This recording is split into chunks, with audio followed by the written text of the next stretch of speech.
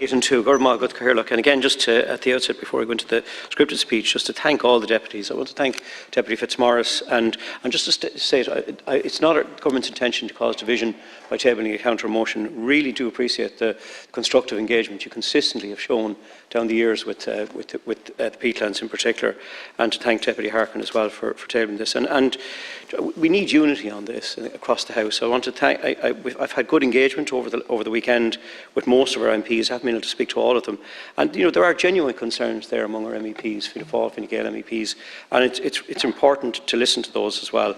But I do think we are heading into a place of collective general agreement with the long-held government position on the nature restoration regulation in this House, both through the statements a few weeks ago and the debate that's been held here today, and I do welcome this.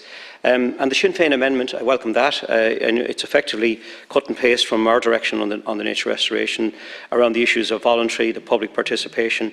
That will form the basis of the nature restoration plan, and that will be in itself a participative process, and the plan itself will be binding. So that's where the consistent commitment we have given over these debates in recent months around the voluntary aspect of it. And I do think our unity here today, and our unity generally in this House, will allay the genuine fears of farmers. And again, back to the figures, I can't keep stressing it, but the Council adopted a proposal a few weeks ago would see 86,000 hectares for Ireland, and all met on state land. In fact, we're well on the way there with a lot of the activities that are already underway. And the proposed nature restoration regulation provides an opportunity for transformative change in relation to restoring nature in Ireland and the EU as a whole. Nature restoration will also deliver substantial co-benefits for climate action, such as carbon emissions reductions from land use sectors, as well as climate adaptation and resilience through enhancement of natural buffers against flooding and coastal inundation. Furthermore, it will deliver significant co-benefits for water quality and overall ecological health of our rivers, lakes and streams. The Nature Restoration Law represents significant opportunities to support the achievement of nature, water and climate objectives, as well as substantial co-benefits in rural economies and communities.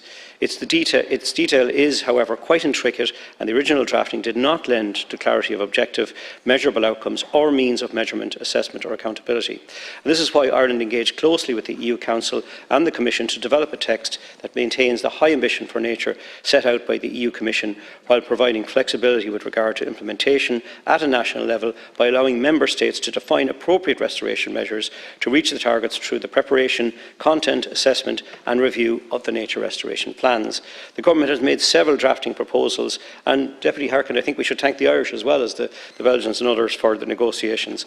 And in those negotiations, to ensure Ireland's nature and people, taking account the particular landscape, seascape and land use climate challenges and opportunities for nature restoration in this country. Ireland's contributions have also underlined the important role that agriculture and food production holds both economically and culturally, and the need to balance the future viable of farming with restoration of nature.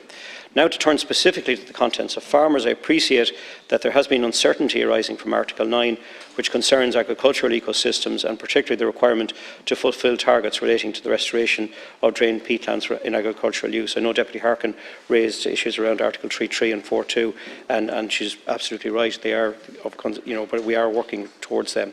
There has been confusion in the past around the targets for restoration being equated to areas to be re-wetted. And this was never the case. Even in the original Commission proposal saw re-wetting as part of the restoration measure, but not all of it. The restoration of drained peatlands does not necessarily mean bringing the water table to surface level, and re-wetting is just one of several tools available for restoration of target ecosystems.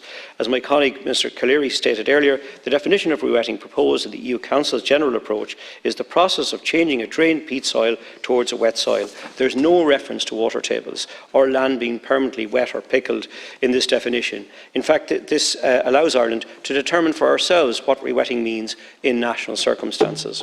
Overall, I am satisfied with the bulk of the targets for re-wetting proposed in the Council text can be reached on state lands. I will keep reiterating this. Re-wetting is already underway as part of restoration of raised bogs, natural heritage areas, and this work includes restoration plans which have been developed to ensure that the impact of the restoration works on surrounding lands is kept to a minimum. And I have visited many of the sites over recent years, so there's really fantastic work underway. Notwithstanding this, there will be an opportunity for voluntary participation in the restoration restoration effort. It has always been the position that any contribution to rewetting targets from private landowners would be voluntary and incentivised. The nature and scale of the incentive will be developed as part of the nature restoration plan. Any additional measures needed will be developed in consultation and collaboration with landowners. A consideration of the impact of any measures of the landowner's ability to continue the economic use of their land will be at the core of the nature restoration plan. It will be important to reiterate yet again that undertaking of such measures will be voluntary and resourced.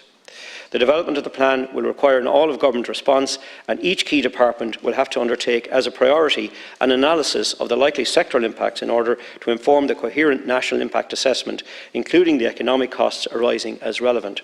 Stakeholder engagement and participation will also be key to developing a robust and collaborative and implementable plan.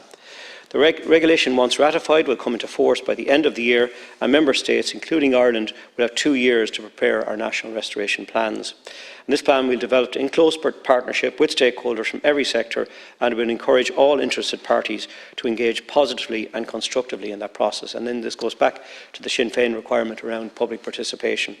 The plan will be developed in a stepwise approach. This means that instead of submitting full plans until 2050, within 2 years of the regulation entering into force, Member States will submit national restoration plans covering the period until June 2032, with strategic overview over the period beyond June 2032 and further iterations in 2042.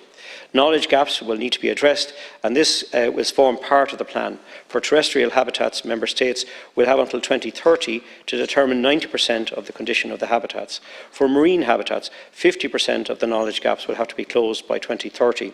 This concession was of particular interest to Ireland, as we have a significant marine area, some 500,000 square kilometres, much of which is uncharted. And I'll finish by saying that we need nature, we need food. The scientific evidence is definitive, and the security of both are interconnected, even more so in a climate-changed world. And we should be mindful of that. The EU Council General approach to the proposed nature restoration is the best chance we have of achieving this. And again, I would ask all members of this House to engage positively and constructively in the next number of weeks and months. And again, I urge our MEPs to support the NRL in the Parliament.